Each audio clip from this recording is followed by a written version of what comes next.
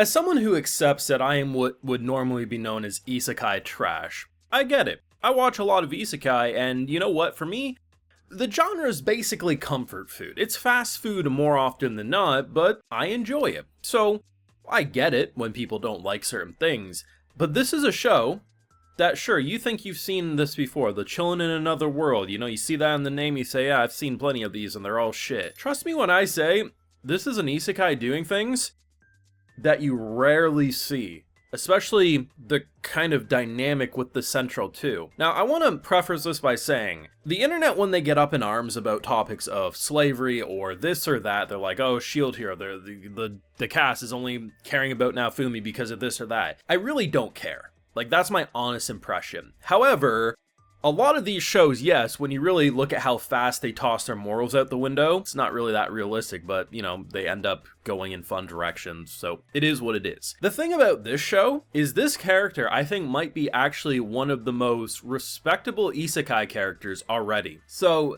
there's this giant wolf lady, dog lady, whatever you want to call Fenris, and he is forcing her down with gravity magic, and his best option, or his only option, seemingly, was to use basically a slave binding contract, which was something that we briefly got a taste of before he was, teleported away, that he really hates slavery, and he just was refusing. He absolutely refused, and eventually she gave in and said, you know what, kill me, like, I can't beat you, and we ended up getting this dynamic where she, yes, immediately gets infatuated with our MC, one, because, well, the weak follow the strong, she's an animal, he clearly is the alpha wolf, but the biggest reason that you can actually believe her genuine connection is there's not a gun pointed to her head. There's no slave collar making it feel like it's manipulative in any way. And I said it last week, I was told this is a non-harem isekai. People didn't believe me.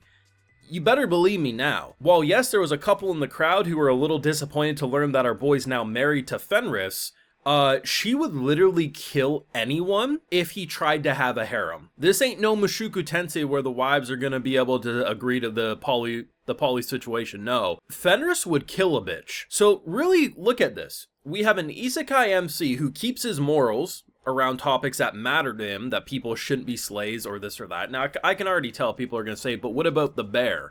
That's a gray area where I guess you could argue either way, but to me, that's more of a pet situation, and take that with what you will. I think the big thing is that the main romance ain't using it, so it's a little different, but that's just me. He keeps his morals about things that matter to him. He's a likable MC. Some people said he was stupid last week. I say no. He literally had no knowledge of things. He thought he was level 2. His natural instinct is if he can use a teleport, that's a basic bitch spell. Now he realizes, why do I have this amazing spell if I'm so weak?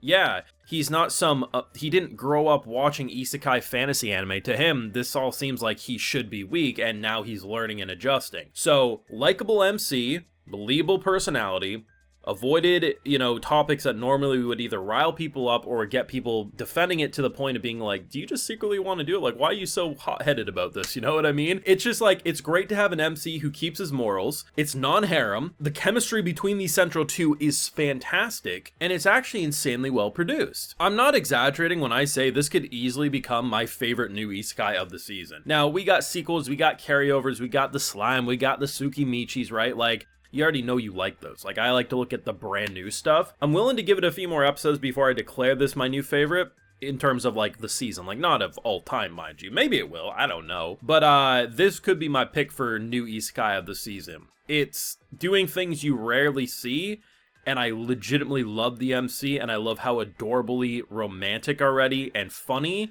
the relationship is. I, of course, have a full live reaction to this week's amazing episode of Chillin in Another World, with those level 2 super cheat powers. God damn, it's a mouthful. Over on my Patreon if you want to see my full uncut thoughts. They're over there if you're interested. So, I really enjoy this one. I'll admit when something's like comfort food. There's the one show I'm watching on Saturday. It's like that one that's kind of like a mixture of, like, it starts like SEO and then kind of becomes more like an Overlord Land in Alito sort of vibe. Like, that's more of a comfort food show to me. But this one's actually great. Like, I legitimately think this was a 10 out of 10 episode. So, the action's pretty good. It's not crazy, mind you, but this is like one of those where you are chilling in another world. This, for him, he wants to have a peaceful, fun life. Yeah, there is going to be some action. As we see, we save the knights and we get some drop kicks. And, well, when you introduce your fake wife who really thinks she is your real wife and introduce her as your traveling companion, you scare the freaking bear so shitless that it passes out and basically calls you daddy and mommy. So, that's pretty funny. You get this amazing opening, which, you know, between Go-Go Loser Ranger and its ending song and this show with its opening song, we got some dance numbers this season, man, and they are good. Like, that opening, oh, that shit was so good, man. But I really like this episode because it's like, one thing that I saw a lot of criticism last week, it was like, our MC was too clueless, but he really wasn't. Like, take a step back and consider, for him, he was just an average merchant-like guy, and then he got isekai'd. Right? Like, the idea that, yeah, okay, what if he was teleported to another side of the world? It doesn't matter, right? Like, he doesn't have, like, a lot of knowledge on, like, spells and shit because he clearly wasn't using that. And the education, like, sure, you might want to say, well, how does he not know what an infinity symbol is? He was in, like, a medieval-looking world. Like, I don't assume he had a typical education system the same way you or I did, right? So for him, if you level up to level 2, you're gonna think, oh, I'm so weak, or I don't know what that means, right? Like, the natural instinct is you're not that strong. And he's just casting shit left and right. Like, he doesn't know what he's doing. And the idea that he has people who are telling him he's strong, he's like, kind of like, wait, what's going on here? He's naturally learning about things. And the best part about him is, one, he's not actually an idiot, and two, he's incredibly likable.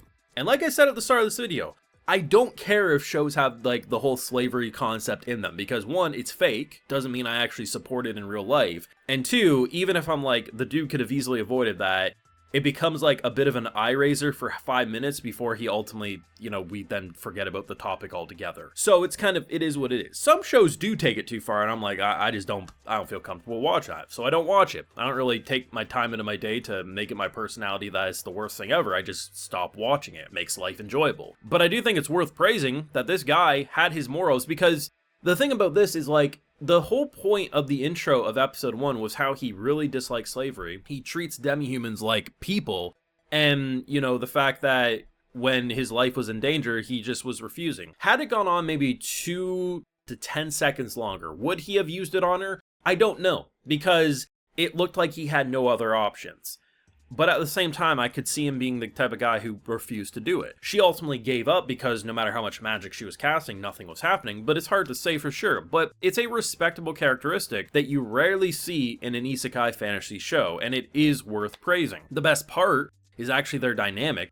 She's adorable, and because there's no slave collar around her neck, you believe this is actually her. One, because you understand how animals are in terms of, like, you know, if you're the alpha wolf, they follow you. But most importantly, you showed a level of kindness to her that no one would ever show. You switched her from being a demon general to being your wife, man. Like, that's some powerful level MC status. You have to understand that. And the melting and the way she gets pissed off, but she never gets, like, abusive comedy or anything like that. Like, she got grumpy. She made a bear pass out and shit itself. But at the same time, she stayed adorable this entire time. And just, I can tell this potentially could be my favorite couple of the season. I'm actually going to throw that out there. That is how much I like them. I really, really do. I think some of the contenders, of course, would be Lawrence and Holo. You have the couple building in the Unnamed Memory show, which also airs on Tuesdays. And this one are definitely some of my picks personally, but this was fantastic. Let me know what you thought of this week's episode down below. Are you going to keep on watching it? Because I definitely am. Leave a like if you enjoyed. Subscribe if you're new around here. Of course, ring the bell so you can notify when I upload more. And like I mentioned, we got those full live reactions over on my Patreon. And hey, while you're over there, I'll also give you a video shout out. So today we got Jay Vorty,